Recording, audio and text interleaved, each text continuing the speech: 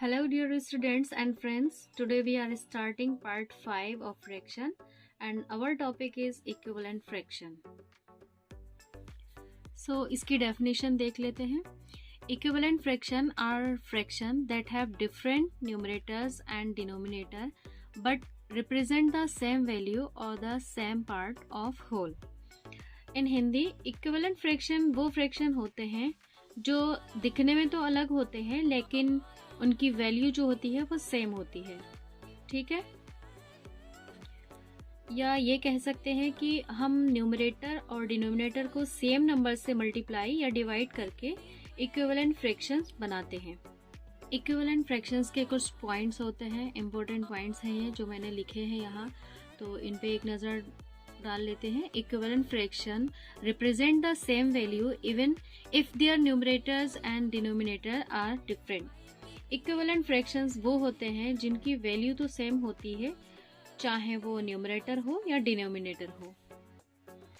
Second point है equivalent fraction are formed by multiplying और dividing the numerator and denominator by the same non zero number.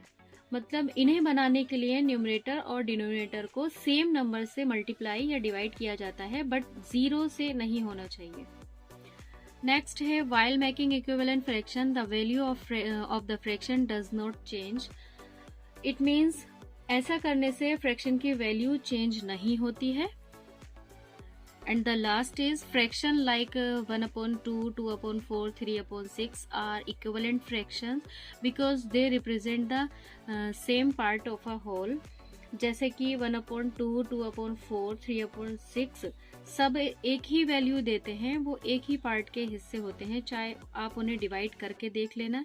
यहाँ पर 1/2 दे रखा है, ठीक है, और 2/4 दे रखा है, तो जो 1/2 है वो लास्ट है और लास्ट नंबर है. अगर आप 2/4 को डिवाइड करेंगे, मैंने बताया था कि एक ही नंबर को हमें पकड़ना होता है, उसी से हमें डिवाइड करना है दोनों नंबर को, न्यूमरेटर को भी और डिनोमिनेटर को, और एक ही नंबर से ही हमें इक्विवेलेंट फ्रैक्शन अगर बनाना है तो मल्टीप्लाई करना पड़ेगी. ऊपर भी उसी नंबर से मल्टीप्लाई करेंगे जो नीचे नंबर से होगी.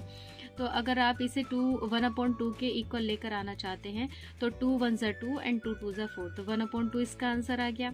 अगर 3/6 को डिवाइड करेंगे तो 3 1 3 एंड 3 2 6, तो 1/2 इसका आंसर आ गया. तो ये दोनों नंबर जो हैं इसके बिल्कुल इक्वल होंगे. ठीक है, जो नेक्स्ट टॉपिक है वो है टाइप्स ऑफ इक्विवेलेंट फ्रैक्शन. तो इसमें 3 टाइप्स आ जाते हैं, unit fraction, like fraction and नीचे एक अनलाइक फ्रैक्शन भी है. तो सबसे पहले हम यूनिट फ्रैक्शन को पढ़ लेते हैं. Fraction with numerator 1 are called unit fraction. देखिए ये तो मैंने आपके सामने डेफिनेशंस निकाल के रखी हैं, तो आप अगर नोट्स बनाना चाहते हैं तो आप इनसे बना सकते हैं. बाकी हिंदी में आपको बताती हूँ कि जिन फ्रैक्शंस में भी 1 आपको इक्वल दिखाई देगा, ठीक है, न्यूमरेटर 1 दिखाई देगा जिन भी फ्रैक्शंस का, तो वो जो होते हैं यूनिट फ्रैक्शंस होते हैं. ओके, नेक्स्ट लाइक फ्रैक्शंस क्या होते हैं. Fraction with same denominator are called like fraction. जिनके डिनोमिनेटर सेम होते हैं तो वो लाइक फ्रैक्शंस में आ जाते हैं. ओके, आप न्यूमरेटर उसके अलग देखने को मिलेंगे लेकिन डिनोमिनेटर सेम है तो वो लाइक फ्रैक्शंस में होंगे. अनलाइक फ्रैक्शंस क्या होते हैं. Fractions with different denominator are called unlike fractions. जिनके डिनोमिनेटर हमें अलग अलग तरीके से देखने को मिलेंगे अलग अलग नंबर में, तो वो अनलाइक फ्रैक्शन होंगे. जैसे 3/8, 4/8, 1/7 एंड 6/10. इनमें जो नीचे के नंबर्स हैं, बॉटम नंबर्स हैं, वो बिल्कुल डिफरेंट हैं और आंसर भी इनके डिफरेंट ही आएंगे अगर आप इनको डिवाइड करके देखेंगे तो इस तरह का कोई भी अगर क्वेश्चंस दिखाई दे आपको तो वो अनलाइक फ्रैक्शन में आएगा. देखिए जो हमारा नेक्स्ट टॉपिक है वो है कंपैरिजन ऑफ फ्रैक्शन. तो इसमें 2 पॉइंट्स आपको देखने को मिलेंगे, एक तो होता है ग्रेटर और स्मॉलर. तो कंपैरिजन फ्रैक्शन क्या होते हैं, इनका मतलब होता है कि कौन से फ्रैक्शंस ग्रेटर है, कौन स्मॉलर है, कौन इक्वल है. तो इनकी जब हम वैल्यू कंपेयर करते हैं तभी हमें ये चीज़ पता चलेगी. ठीक है, तो डेफिनेशंस तो आपके सामने है ही स्क्रीन पे, आप यहाँ से देख लेना. बट इन शॉर्ट मैं आपको यहाँ क्लियर कर देती हूँ कि किस तरीके से हमें इनको पहचान करनी है. तो बस सिंपल सी चीज़ याद रखनी है, जिसका न्यूमरेटर सबसे ज़्यादा होगा, जिसका न्यूमरेटर ऊपर का नंबर चेक करना है, न्यूमरेटर अगर ज़्यादा है तो वो ग्रेटर वाले इक्विवेलेंट फ्रैक्शन में आ जाएगा, ग्रेटर फ्रैक्शंस में आ जाएगा वो. ठीक है, अब यहाँ पर 3/4 में और 1/2 में हमको कंपेयर करनी है कि कौन सा नंबर जो है इसमें, कौन सा फ्रैक्शन जो है वो ग्रेटर है। तो 3/4 जो है वो ग्रेटर है 1/2 से, क्योंकि उसका जो न्यूमरेटर है वो 1 से ज़्यादा है। क्लियर? अब इसी तरह से स्मॉलर को हमें चेक करना होता है। तो डेफिनेशन ये आपके सामने है।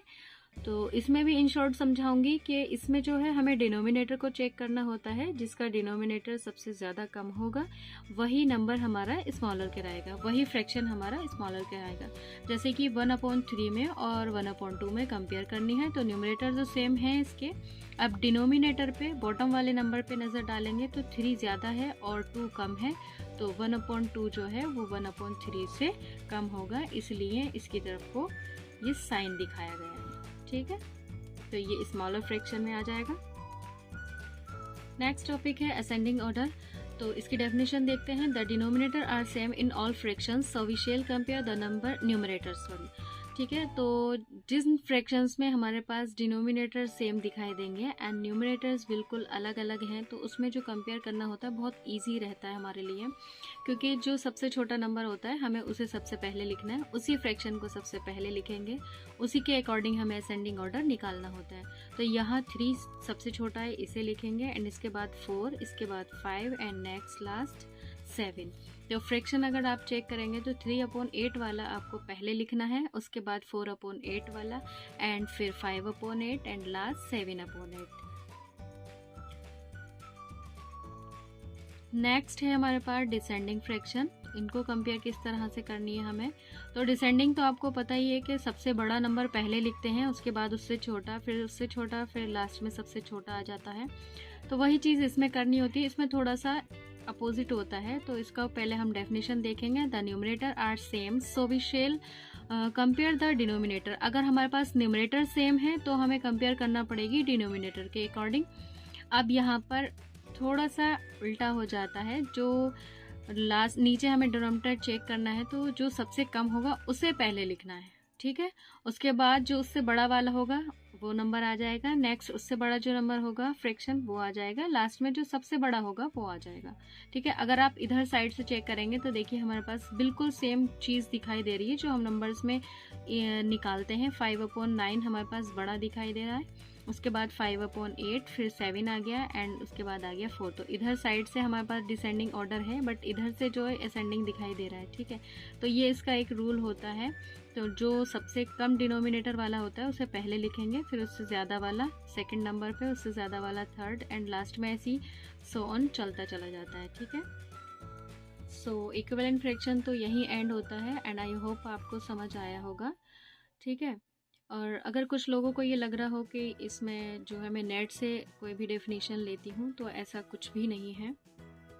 हमारे जो स्कूल में बुक है मैथ्स में 3rd क्लास की, वो ये है मैजिकल मैथ्स। आप इसमें खोलकर देखेंगे अगर जो भी मैंने पढ़ाया है तो सब कुछ इसी में से मैंने लिया है, इसी में से डेफिनेशंस बनाई हैं और इसी की एक्सरसाइज में सॉल्व करा रही हूँ। तो आपको इसमें सब कुछ मिल जाएगा एंड जिनके स्कूल में भी ये बुक चल रही है तो उनके लिए तो काफ़ी हेल्पफुल है ये videos. So today we learn equivalent fraction and how different fraction can have the same value. To practice these questions to understand better. See you in the next class with a new topic. Thank you for watching. Allah Hafiz.